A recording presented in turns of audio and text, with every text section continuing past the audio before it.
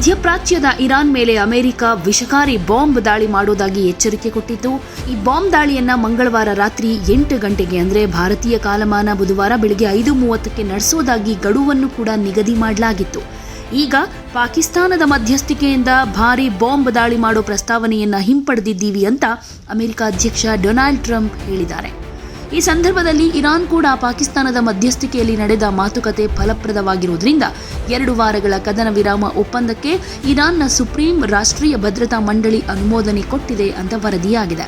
America ಅಧ್ಯಕ್ಷ Donald Trump ಅವರು ಪಾಕಿಸ್ತಾನದ ಮಧ್ಯಸ್ಥಿಕೆಯಿಂದ 2 ವಾರಗಳ ಕಾಲ ಕದನ ವಿರಾಮ ಘೋಷಣೆ ಮಾಡಲಾಗಿದೆ.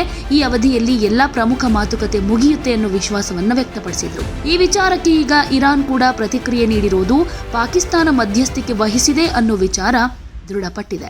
ಇನ್ನು ಮೆಹರ್ ಸುದ್ದಿ ಸಂಸ್ಥೆ ಪ್ರಕಟ ಮಾಡಿರೋ ಹೇಳಿಕೆ ಪ್ರಕಾರ ಇರಾನ್ ದೇಶದ ನೂತನ ಸುಪ್ರೀಂ ನಾಯಕ ಅಯತೊಲ್ಲಾ ಮುಜ್ತಬಾ ಖಮೈನಿ ಅವರ ಅನುಮೋದನೆಯೊಂದಿಗೆ ಈ ಒಪ್ಪಂದ ಅಂತಿಮವಾಗಿದೆ ಎನ್ನಲಾಗಿದೆ. ಈ 2 ವಾರಗಳ ಕದನ ವಿರಾಮ ನಮಗೆ ಈ ಯುದ್ಧದಲ್ಲಿ ಸಿಕ್ಕ ದೊಡ್ಡ ಗೆಲುವು ಅಂತ ಇರಾನ್ ಹೇಳ್ಕೊಂಡಿದೆ. ಈ ಕದನ ವಿರಾಮ ಇರಾನ್ಗೆ ಸಿಕ್ಕ ಗೆಲುವು ಅಂತ ಹೇಳಿಕೆಯಲ್ಲಿ ವಿವರಣೆ ಕೂಡ ಕೊಟ್ಟಿದ್ದಾರೆ. ಹಾಗೆ ಪ್ರಸ್ತುತ ಉದ್ವಿಗ್ನ ಪರಿಸ್ಥಿತಿಯಲ್ಲಿ ಇದು ಮಹತ್ವದ ಬೆಳವಣಿಗೆ ಅಂತ ಹೇಳ್ಕೊಂಡಿದೆ. ಮುಂದಿನ ದಿನಗಳಲ್ಲಿ ಶಾಶ್ವತ ಕದನ ವಿರಾಮ ಒಪ್ಪಂದ ಸಾಧಿಸುವುದಕ್ಕೆ ಮಾತುಕತೆಗಳನ್ನು ಮುಂದುವರಿಸಲಾಗುತ್ತೆ ಅಂತಾನೂ ಇರಾನ್ ಹೇಳ್ಕೊಂಡಿದೆ.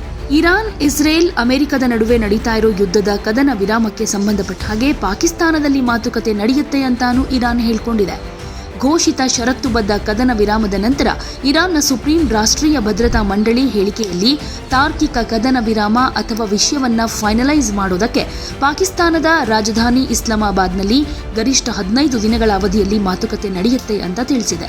ಇರಾನ್ನ ವಿಜಯವನ್ನ ರಾಜಕೀಯ ಮಾತುಕತೆಗಳಲ್ಲೂ ಕೂಡ ಕ್ರೋಢೀಕರಿಸುವುದಕ್ಕೆ ಮಾತುಕತೆ ನಡೆಯುತ್ತೆ ಅಂತ ಈ ಹೇಳಿಕೆಯಲ್ಲಿ ತಿಳಿಸಲಾಗಿದೆ. ಈ ಮಾತುಕತೆಗಳಲ್ಲಿ ಮಧ್ಯಸ್ಥಿಕೆ ವಹಿಸ್ತಾ ಇರೋ ಪಾಕಿಸ್ತಾನದ ಪ್ರಧಾನಿ ಶೆಹಬಾಜ್ ಶರೀಫ್ ಕದನ ವಿರಾಮ ತಕ್ಷಣವೇ ಜಾರಿಗೆ ಬರ್ತಿದೆ ಅಂತ ಹೇಳ್ಕೊಂಡಿದ್ದಾರೆ. ಇಸ್ಲಾಮಿಕ್ ರಿಪಬ್ಲಿಕ್ ಆಫ್ ಇರಾನ್ ಮತ್ತು ಯುನೈಟೆಡ್ ಸ್ಟೇಟ್ಸ್ ಆಫ್ ಅಮೆರಿಕ ಅವರ ಮಿತ್ರ ರಾಷ್ಟ್ರಗಳೊಂದಿಗೆ ಲೆಬನಾನ್ ಹಾಗೆ ಇತರ ಕಡೆ ಸೇರಿದ ಹಾಗೆ ಎಲ್ಲಾ ಕಡೆ ಪರಿಣಾಮಕಾರಿಯಾಗಿ ತಕ್ಷಣದ ಕದನ ವಿರಾಮಕ್ಕೆ ಒಪ್ಪಿಕೊಂಡಿದೆ. ಹಾಗೆ ಅತ್ಯಂತ ನಮ್ರತೆಯಿಂದ ಘೋಷಿಸೋದಕ್ಕೆ ನನಗೆ ಸಂತೋಷವಾಗಿದೆ ಅಂತ ಪಾಕ್ ಪ್ರಧಾನಿ ಹೇಳ್ಕೊಂಡಿದ್ದಾರೆ.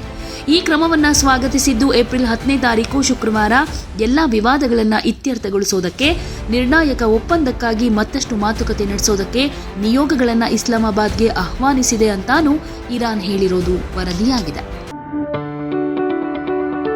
ಯಾವುದೇ ಸುದ್ದಿಯ ಅಪ್ಡೇಟ್ ಅನ್ನ ಮಿಸ್ ಮಾಡ್ಕೊಳ್ಬಾರ್ದು ಅಂದ್ರೆ ಈಗ್ಲೇ ಒನ್ ಇಂಡಿಯಾವನ್ನ ಸಬ್ಸ್ಕ್ರೈಬ್ ಮಾಡಿ. ನಿಮಗೆ ಬೇಕಾದ ಭಾಷೆಯಲ್ಲಿ ಎಲ್ಲಾ ಸುದ್ದಿ ತಿಳಿಬೇಕು ಅಂದ್ರೆ ಒನ್ ಇಂಡಿಯಾ ಆಪ್ ಅನ್ನ ಡೌನ್ಲೋಡ್ ಮಾಡ್ಕೊಳ್ಳಿ.